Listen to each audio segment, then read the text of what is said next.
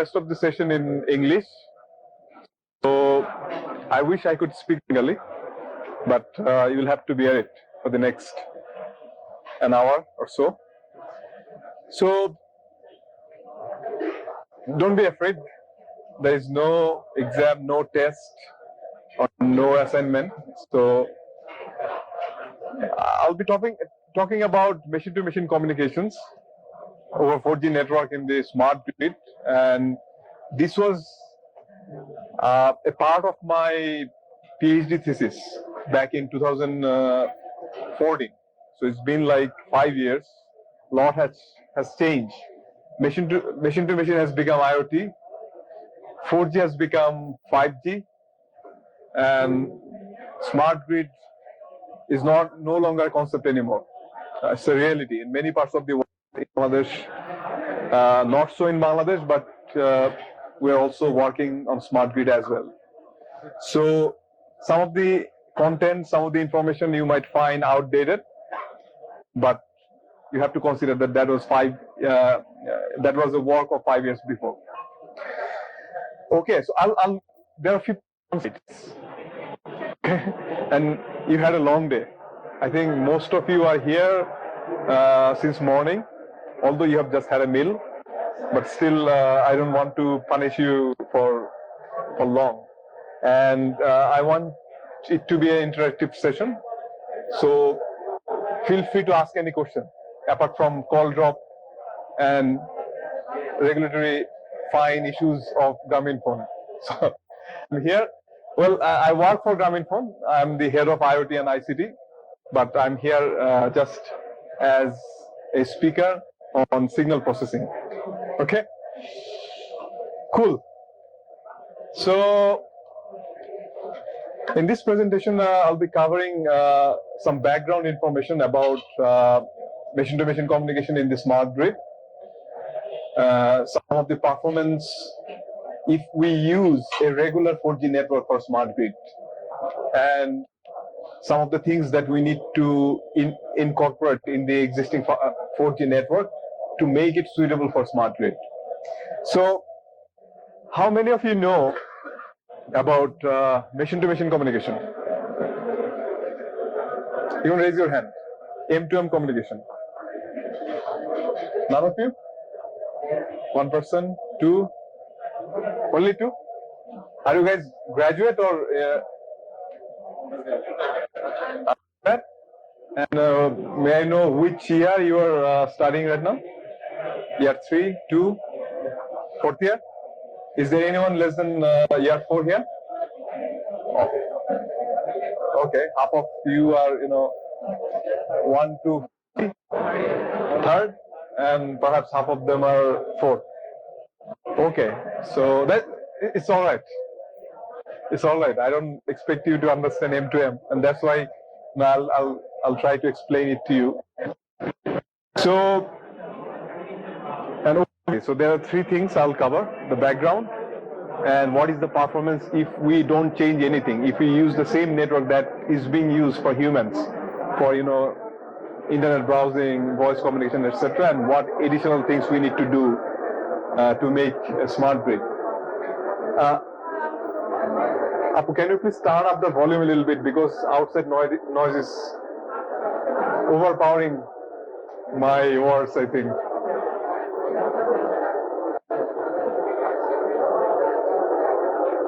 Hello? Oh, that might be too loud. That's fine. That's fine. Okay. So how many of you heard about IoT? Oh, that's good. So what is IoT? Let me explain IoT first. Okay.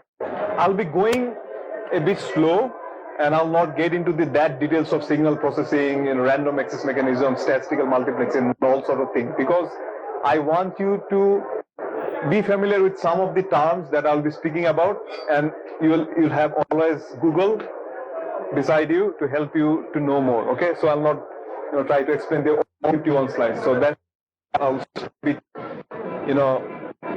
basic, but you get a familiarity of some of them that are related to this presentation. So IoT is comprised of 5 blocks.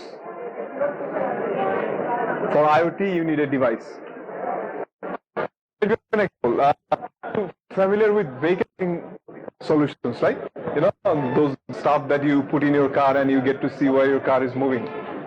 So this is a very simple solution. There's a GPS chip and there's a SIM card.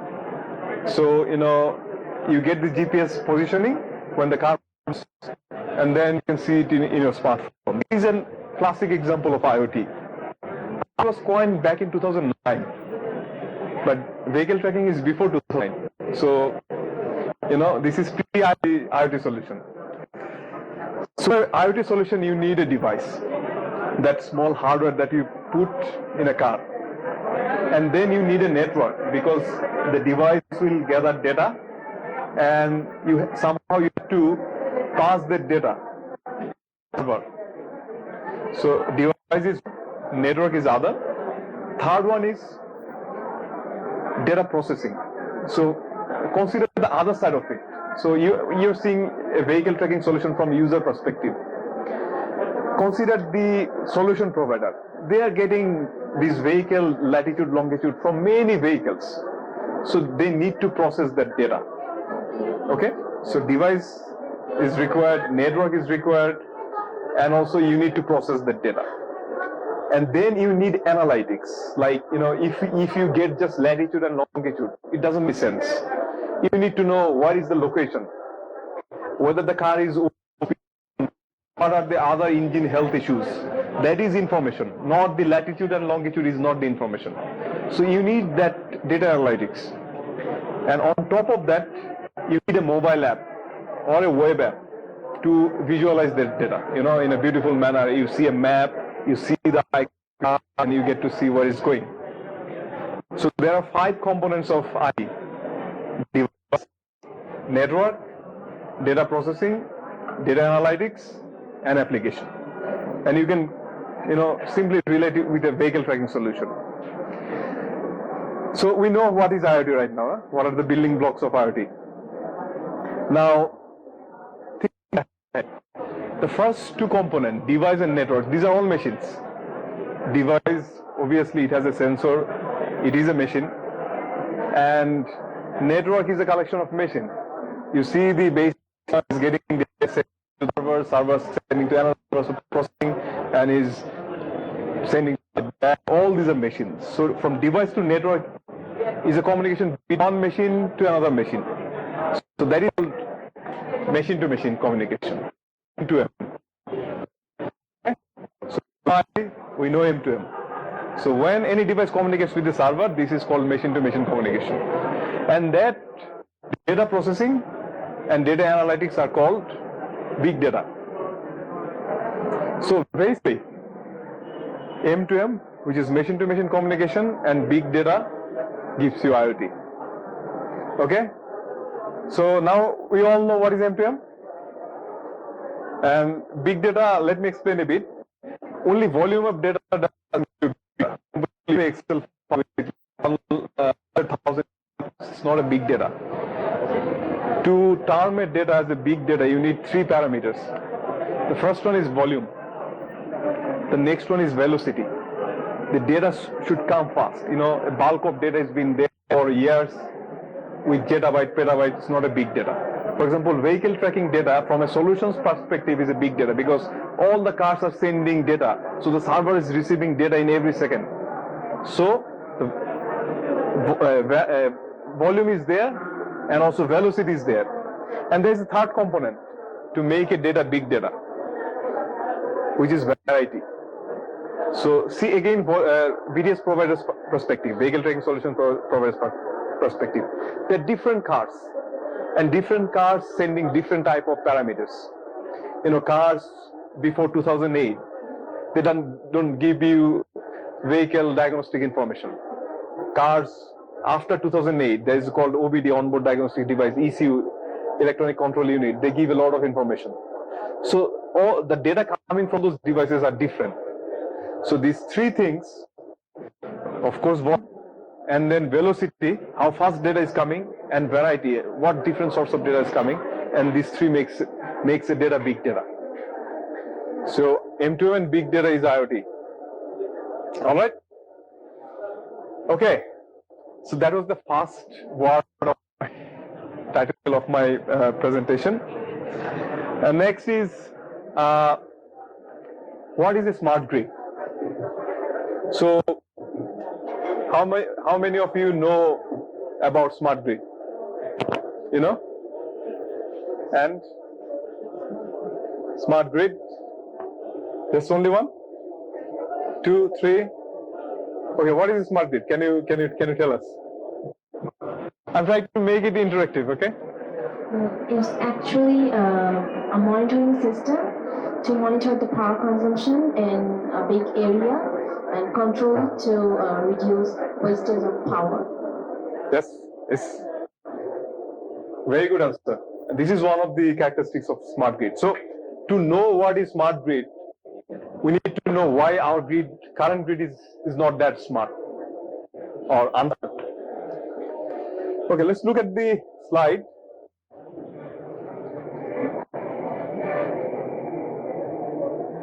Okay, I put a lot of animation back in 2015.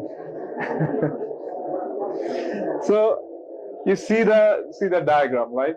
So this is how power system works. You know,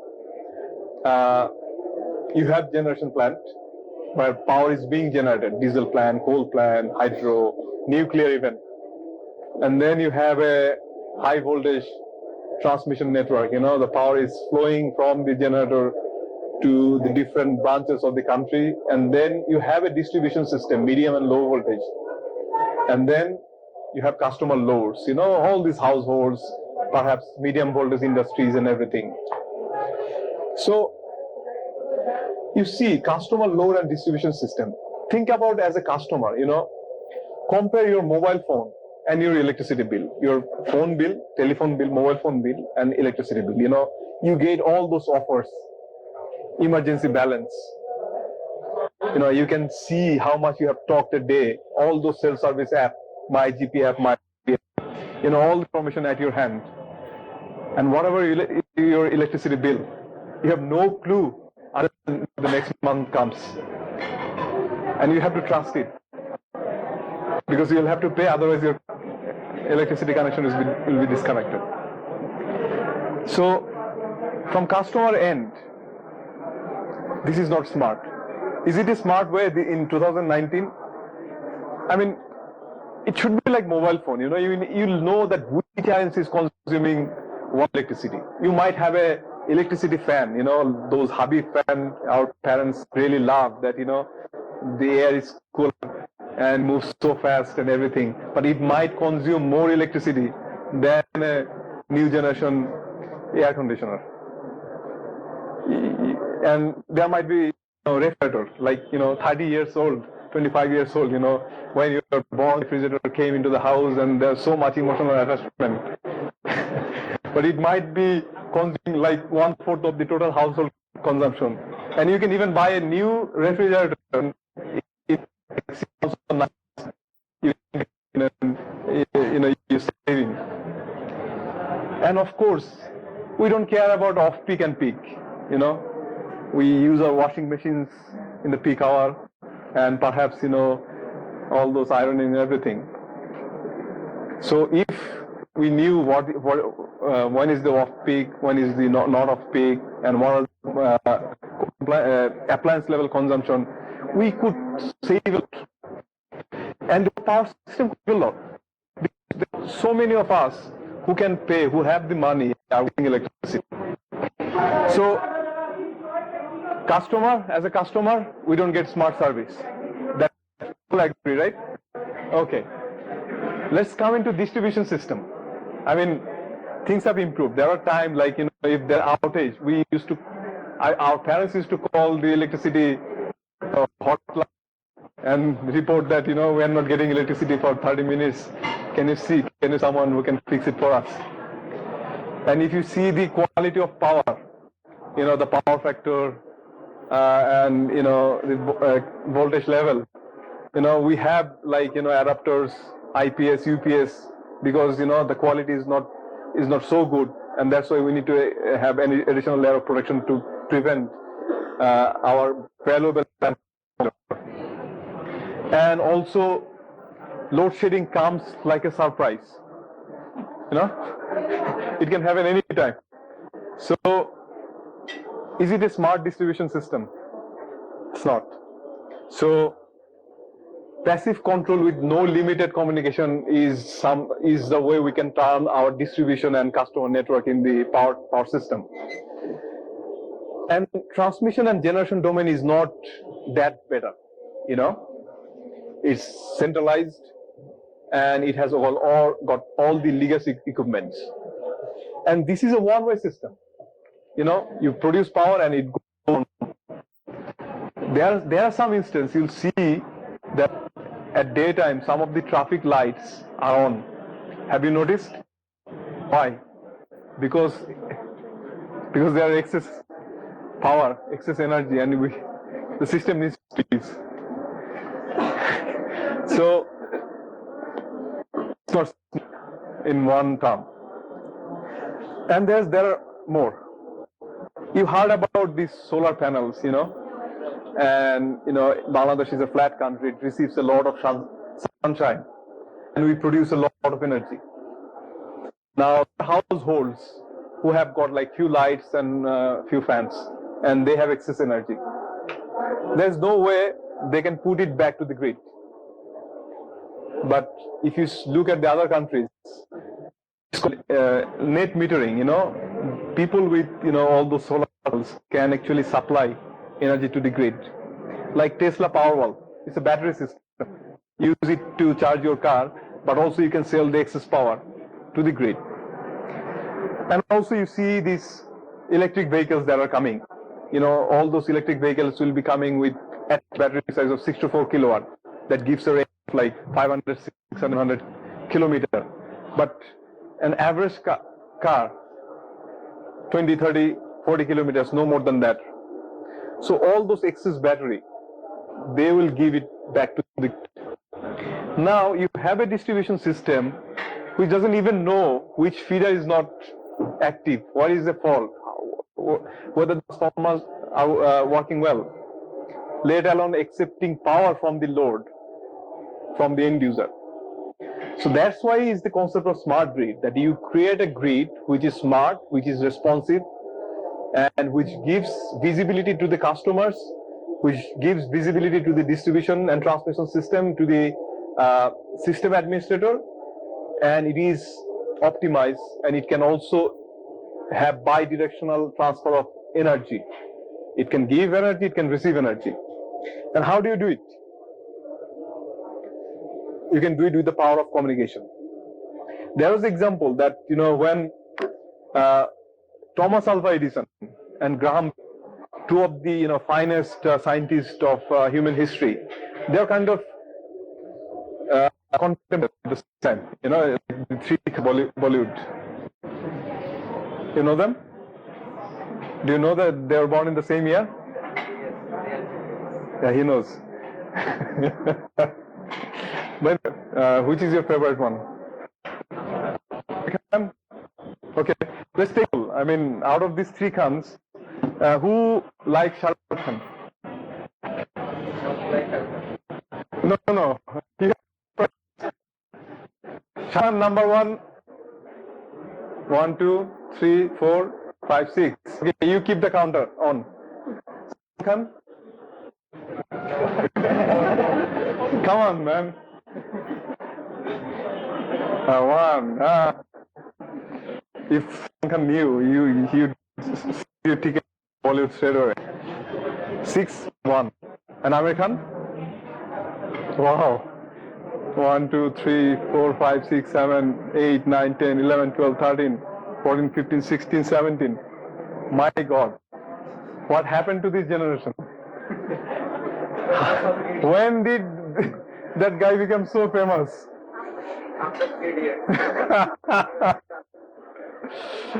That's cool. That is a news to me. I learned something new, that Amir Khan is the coolest among these three Khans to your generation. Okay, so where was I? I just straight from smart grid to Bollywood. Thank you. So those two guys was kind of the two Khans of electrical engineering. And so if, you know, for example, imagine that, you know, they're time traveling and they're back in 2019. And you have to see these mobile phones, you know, the smartphones with, you know, like 10 Mbps speed, 4G network, and all those, you know, RAM, battery, smart touchscreen, all those apps and everything. And if it comes in here, there's the same electricity light, same bills, same system. Perhaps a bit smarter, but compared to the phone, it's nothing. So you see that, you know, if we can combine the power of smartphone with the traditional grid, we can make it smart grid. That is the whole essence of smart grid.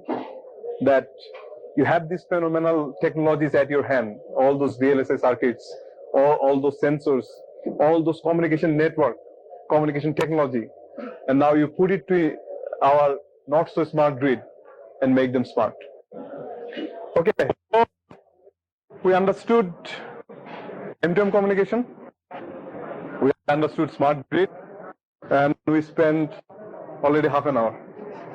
And we are in slide number 2. So there are 49 more slides and 30 minutes to go. So are you up for it? Okay, good. That's the spirit. So let's try to skip slides.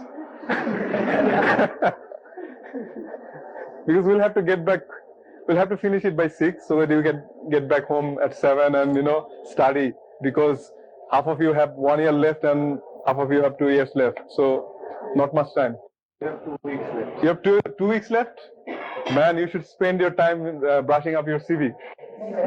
Not in this conference. Anyway, let's take a few minutes of break, because, you know, it's prayer call. So let's take 2 minutes of break.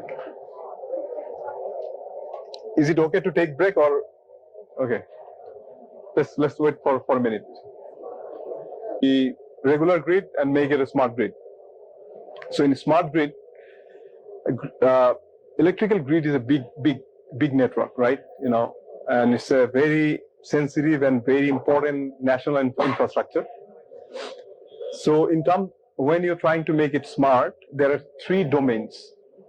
So you have a neighborhood area network, which is comprised of the houses, like, you know, all those houses of Dhanmondi, or all those houses and offices of Kulshan. And then you have field area network. Field area network is something like all those transformers and feeders that are connected. And then you have these wide area network. So it's covering the whole power infrastructure. So let's quickly get into some of the application that makes a smart grid. Because, you know, so far we talked about how not so smart is our grid and how smart is our phone. So if we make our grid smart, what could be the applications? The first one is smart metering, and is something that I just talked about, that like your phone, like your MyGP, MyRobi, or My Banglalink app, if you get to see the consumption of your appliances, if you get to see the daily uses of your energy, and if you get to pay your bills. Similarly, if your electricity provider get to see all those household consumption, what is the quality of current, voltage, power factor, and, you know, when you are all those information are available hour by hour, day by day, season by season, using machine learning, you can easily predict that in a given Tuesday of a year, of a month, what could be the energy consumption. And thus you can plan ahead. You know, instead of producing excess energy or producing less energy, you can optimally use your generation plants. And this is what the smart metering does. And within smart metering, there are different branches, as I've said: meter reading, meter alerts and events, grid events. For example, there's a big problem of energy theft. People taking direct connection from the electricity pole, and the distribution office has no idea that where this energy is going. But if you apply simple Kirchhoff law, if you have all those smart meters, you can identify where is the pilferage point. And then also you can do prepaid metering. Now the prepaid metering is like 3 generation earlier technology. You have to put numbers in a keypad, which is like downstairs in the basement, and it cannot sense peak off peak. It cannot sense weekdays, weekend weekdays, and also there are few of lower energy price during the national holidays that you also miss, because all those prepaid meters that are card based, they're fixed. But the actual prepaid meters shouldn't be like that. They should be just a small PT and CT transformer sitting in your power line, just sending the kilowatt information and able to shut down the connection. All those processing can happen in the remote server. You don't need to make that small piece of equipment smart to store all those data, credential and everything. It can just send kilowatt information, and you can apply all those logic in the big machine somewhere in a data center, and you can just shut it down. And you can also sell prepaid energy, like you're using your prepaid phones. And you can also give emergency balance. Like at night, you're out of power, so you get 12 hours of extra electricity, so you top up next day. And then obviously dynamic pricing. For example, somehow you come with a lot of excess energy, and then you give an offer that if you use it, you get a low price, and you collect all your clothes and put it in the washing machine. And dynamic pricing is also very important for electric vehicles, not relevant for our country right now, but imagine in US or in Europe, like there are like 1 million Teslas or 500,000 Teslas, people coming in from office in the evening and plugging them with the grid. And there is already a peak going on. And then suddenly 64 kilowatt batteries, 5,000 vehicle fleet connecting with the grid. There will be peak on top of the peak. And, people will not get electricity, for essential needs. So you need to have dynamic pricing so that people only uses electricity prudently in the peak hours, and off peak they can shift their demand to the off peak hours. And in some cases you can also do load control. For example, if you can control all the thermostats of the air conditioner of the city, the system administrator can force the thermostat to be at a certain temperature threshold. Because you'll see so many people, setting the thermostat at 18 degree. And, people are, they think that they're in a winter country. But they can easily turn up the temperature. So if you can control the thermostat remotely, it gives possibilities to balance demand a lot. Next is electric vehicles. So electric vehicles is a problem if we cannot maintain them, if we cannot utilize them efficiently.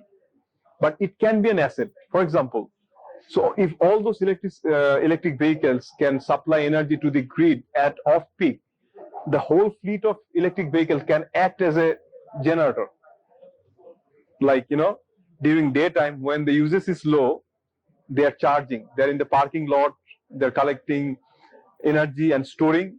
And at evening, when they're getting back to their homes, they're giving energy, and thus acting as an ancillary generation plant, and thus allowing a lot of savings. You can discard like 10-15% of your total energy generation if you can efficiently use the electric vehicles, provided they have got sufficient density. So these are some of the very interesting applications of smart grid. And what I'm telling you is not stories. These are happening.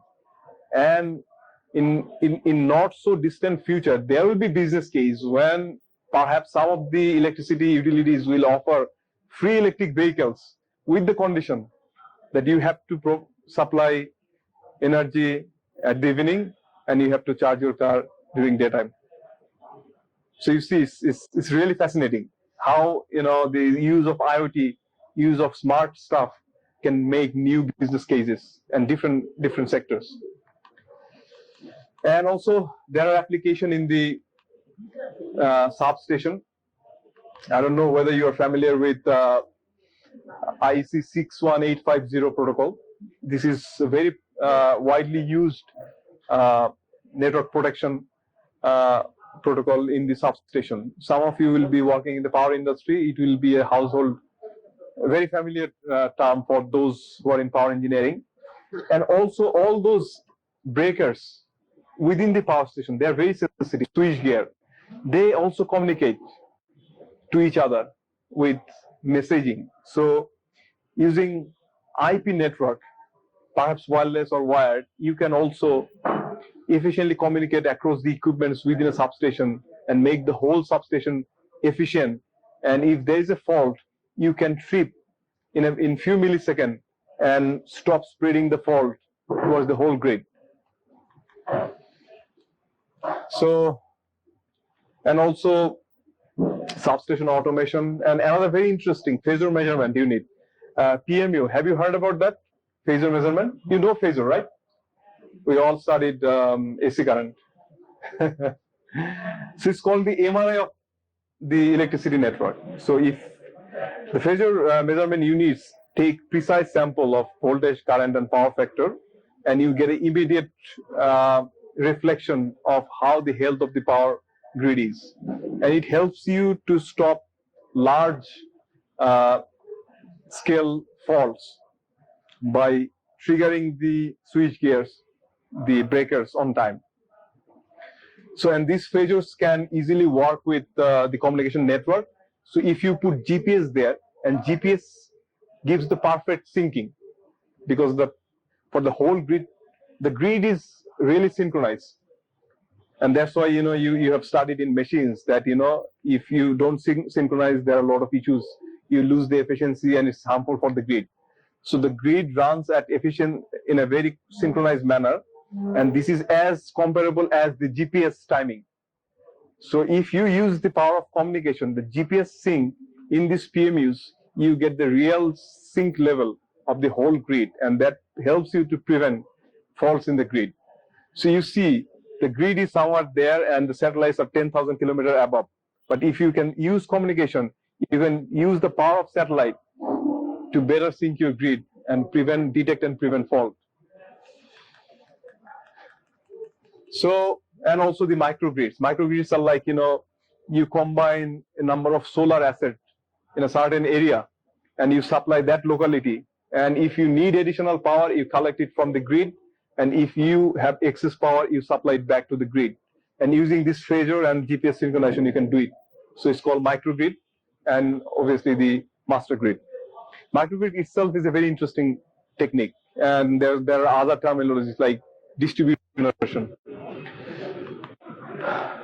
So now the challenge is, we talked about so many opportunities, so many interesting applications. But now just think in a different angle that all those applications are not same, like voice and data. Voice and data is homogeneous application. It's all based on voice is like both uplink and downlink because people talk 50, except a few people. Most, in a conversation 50-50, except you're talking to your supervisor, it's like 90-10, and the 10% is yes, sir.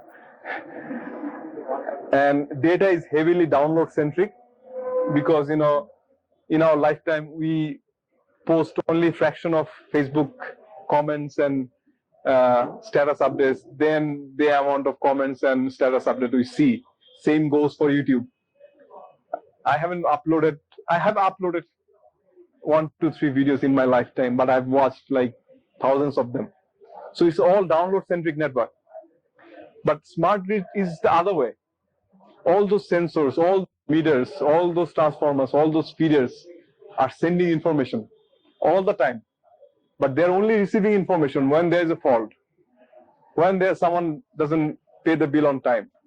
So it's a totally, completely different flow of information in terms of direction. Similarly, the sensitivity of traffic is also hugely different. For example, meter data. Like you are getting your meter reading in the 15th of next month. So if the meter data goes 1 minute late or 1 hour late, even a day later, it doesn't matter. But consider a switch gear, a breaker. If there is a fault and power system frequency is 50 hertz, which is 20 milliseconds in timeline, you'll have to trip the breaker within 20 milliseconds, otherwise the fault will propagate. It will be affecting other segments. You are using the same communication network. Now you have latency margin of 1 day, even more for metering, but 20 milliseconds for your switch. How do you accommodate that? It is not possible in an existing network because human uses in a way that it is homogeneous. The speech ratio is 50-50. Most of the people are always into downloading rather than uploading.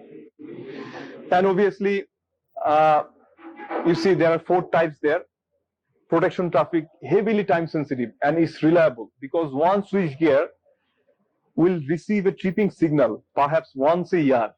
But if it fails, there's no point of installing that network, that switch gear for 1 year. So when it requires, it needs to work. It's same like our Fitbit. Like, we use Fitbit. Many of us use Fitbit or smart watches, health monitoring. Most of the time it produces regular data, pulse rate 60, 75, 80. And it's not any information, it's a data. It is only required when your pulse rate will be more than 100, 130 because there's something about to happen.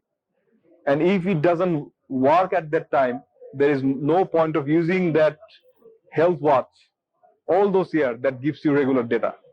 So when it's needed to work, it should work. Otherwise, the whole point of investing is a total negative case.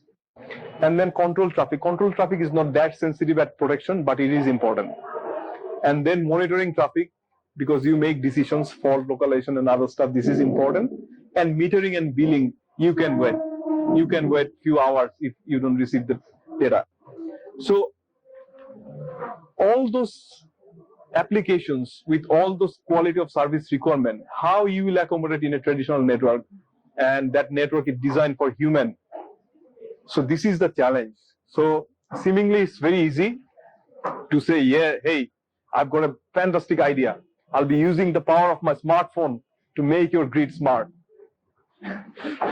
But when you see the reality, it's completely different. There are so many challenges and there are so many areas where you cannot fail.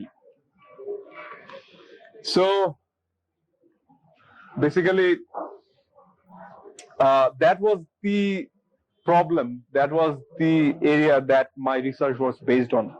So I spent a year, something like that, because my PhD was one of the earliest PhDs in smart grid. And first year I thought, I can do so many stuff because before that I worked in telecommunication for around 4 years. I know the power of communication. So I thought, I'm going to finish my PhD in a couple of years and, if not Nobel, I'll get at least like 40, 50 papers and some hours. But, life was not that easy. But the research problem was solid. So rather than solving all the problems, I concentrated on few problems because it was a new field and there are so many problems up there. If I solve all the problems, then there will be nothing left for you guys. So these are some of the slides that I use different simulation techniques to visualize these problems, because when you are doing research, you cannot just make hypotheses. You cannot just say that there are 4 types of traffic. It will be a mess. You need to do simulation. You need to show through mathematical analysis that this is a problem. Otherwise, it's going to be a newspaper report, not a research article. So these are all those, simulations, assumptions. There, I'm getting a tour of myself in my memory lane. All those nights I spend, doing this stuff. So the one challenge that was really important at that time, and some of the other research teams were trying to solve, that is, say we have smart grid, say we have connected all those million sensors, households, feeders, transformers. Consider Gulshan area. You know the population of Gulshan? 10 lakhs in the core Gulshan area, all those high-rise and other stuff. And you have smart meters in all these households. And trust me, if you want to introduce smart metering, Gulshan is the area, because they pay like 5,000, 10,000 taka, so they can easily afford a smart meter. Now say there's one primary cell of, for example, say Grameenphone is serving that area, and it is serving all those voice data, Facebook, YouTube users, and also voice calls. All those corporates, they're running business, they're having business talks with their customer, with their partners, their suppliers, with their international investors. And then suddenly there's a load shedding, and you've got 10 lakh meters, and all of them send a message through Grameenphone network to the nearest say DPDC office that, sir, I'm out of power. What will happen? 10 lakh, it is like 10 lakh handset trying to access the network at the same time. The signaling network will be down, and there will be cascading effect that will also stop the regular voice and data service, because the signaling channel is bogged down, and the whole network will shut down, and that problem in that particular cell will spread to the other cell, and that will spread to the another cell, and then it will be like dab. One cell to one area to one city to one division to the whole country. So this was the biggest challenge, and there was a solution. And I worked as a part of the team in 3GPP and also IEEE, and that was part of the 5G specification. So that was the biggest challenge: how you prevent the existing network from those smart grid network, because like all the mobile phones, primary business is voice and data, and all those devices, they don't produce much revenue. If I give you a SIM card, you'll be using data, you'll be using voice, you'll be using VAS service, and I'll get more from you. And if I give a SIM card to a meter, it's like that 5 MB every month, and it will use data. There is no service. So that's why the network needs to be sliced, and also the voice data communication shouldn't interact with the smart grid network. And within smart grid network, all those applications shouldn't get the same priority. The protection application needs to be prioritized over the billing application. So now comes to the signal processing problem. So the presentation was good so far, talked about interesting problem, also some Bollywood news, but now it goes to the signal processing. So, how much I get? I want to get out of this room with a good impression. I don't want you to remember signal processing stuff. So let me explain how signal processing works for this particular problem. So when you are trying to call, like I want to call you, then I want for a traffic channel to the cellular network, I give a random signal that, hey, I need some bandwidth to send my request. It can be a request for voice call. It can be a request for data session browsing. It can be a request for something else. And then the network gets my signal, and network know who the signal. Blankly uses that code number to send allocation that in the next frame you send what exactly you need. Here is your bandwidth, and then I use that bandwidth to say that I need like that amount of data allocation to send a request, and then the network gives me that allocation, and then I send my request, and then the network accepts my request, then to and fro, and then I start calling. So when all those meters together putting their hand up, then the network has no way to recognize that whom to allocate that bandwidth or that amount of radio resource to say what exact need. So the first thing is to segment those requests from voice and data communication and those requests from the smart meters and smart grid. And also for the smart grid, you need also sub-allocation so that only the important application get prioritization when requesting bandwidth. And there would be few dedicated channels for the whole year round that when they put their hand up, they get the allocation, like the protection. Otherwise, you'll not be able to serve the traffic. So what happens, normally this request is done by pseudo-random code. So talking about pseudo-random, do you know what is pseudo-random code? All those 4 years, fourth years. No? Okay. Have you heard about CDMA? TDMA? And FDMA? Do you know the difference between TDMA, FDMA, and CDMA? Yeah, so let me explain a bit. I'll again go to the basic because it's not important for me to let you understand all those things, but I want you to pick some of the stuff from here, and if you like it, you can do the further digging. So imagine a room where all the people are there, and like people from 13 universities, they are trying to meet each other, make friends, exchange ideas. So what will happen if TDMA is there? TDMA is like that. Someone will talk, and others silence. And what will happen in FDMA?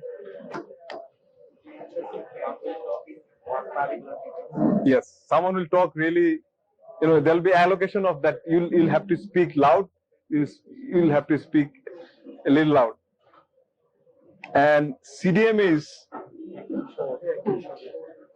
no. You're from different areas.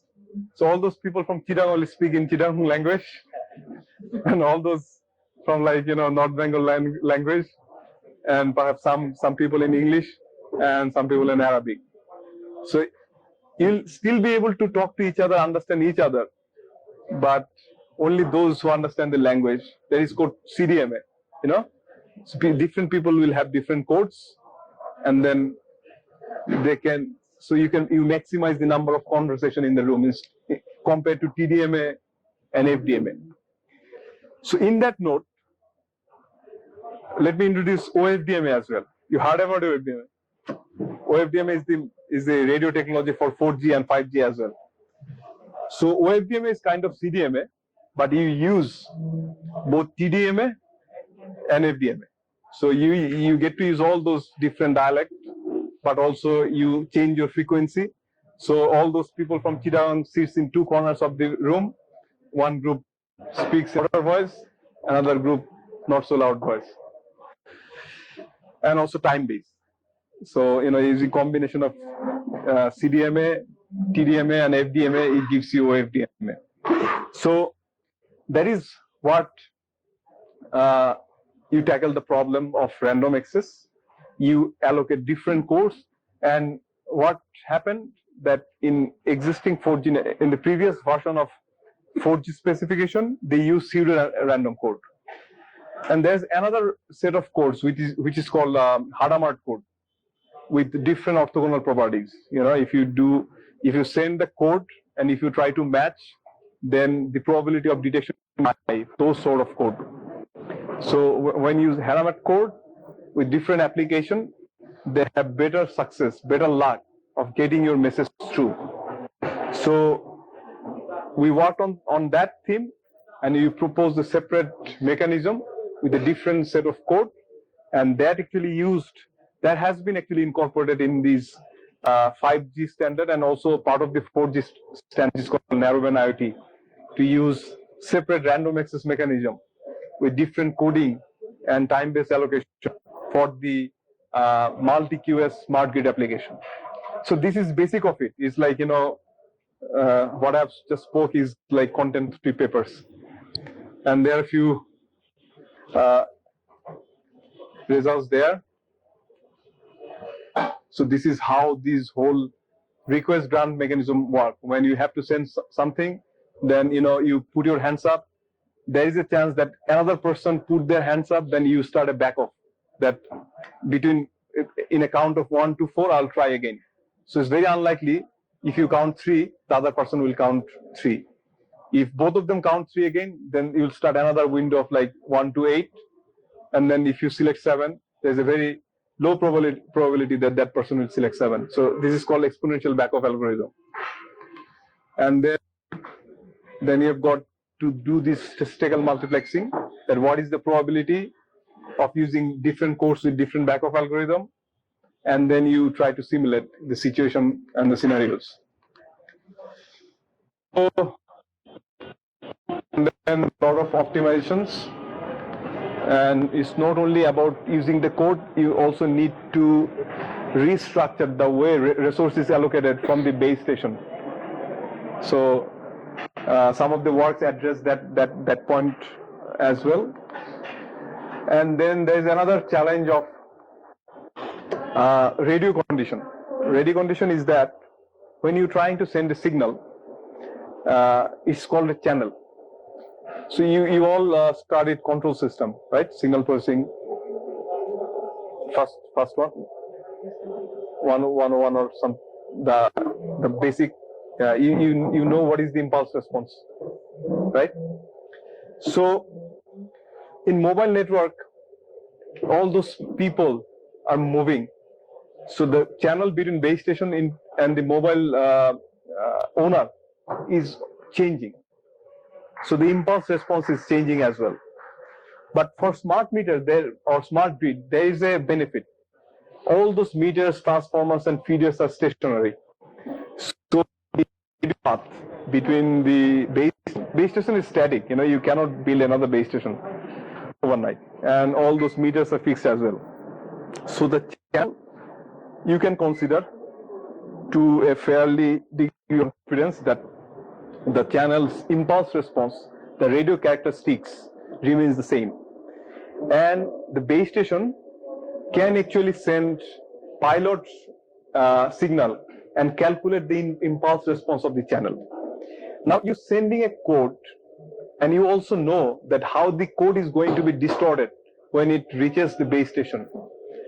Now you pre-distort the code because you know the channel response. So you mix the distortion with your original code inversely to the base station. So when it comes to the base station, reverse distortion happens in the original code. This is one of the techniques that you can beautifully use in smart grid, because all those devices, almost all of them, are static. This is the pre-equalization, that you get the channel. You see this preamble, which is the pilot signal, and then you pre-equalize, and you use OFDM and other technologies, sampling, demodulation, to get a better signal. And this is how you increase the accuracy of the random access. So yeah, so these are some results, and we get really good results. And fortunately for me, I was able to complete my PhD in 3 years. I took another 6 months writing my thesis, but I was working at that time. So after office and weekends, and I managed to publish 15 papers in 3 years because it was a green. And there are a lot of research units who carried forward my research, and I'm happy to say that a good part of my research was covered in the later on 4G release 14 back in 2015, and some of them are also. And in 5G, in 2G, 3G, 4G, you have got only 2 use cases, just voice and data. But 5G, there are 3 use case categories. Of course, voice and data is there. It's called enhanced mobile broadband, but there are 2 others. One is massive machine type communication, MMTC, which is like IoT, and also URLC, ultra reliable and low latency communication. So some of these works are part of 5G, not in my name, because what happens when you're trying to embed these researches, you always have to go to big corporations like Samsung, like Qualcomm, Intel, and others, so they get the copyright. So these patents are in the name of those organizations, but their patent, they cited some of the works that we did back in our time. So it's not all gone. And there are a lot of other results and everything. And yeah, so 100 citations back in 2004, but now it's like 400 citations right now. So I'm not in active research anymore. It's been like 5 years. I wrote my last paper, but every other month I visit my Google Scholar profile and look at my citations, and it's a good feeling. So I think it's 6. There are 5 more minutes before 6, but we can always take questions, and I can answer. I can try my best to answer. That's all. That's the main presentation. Thank you.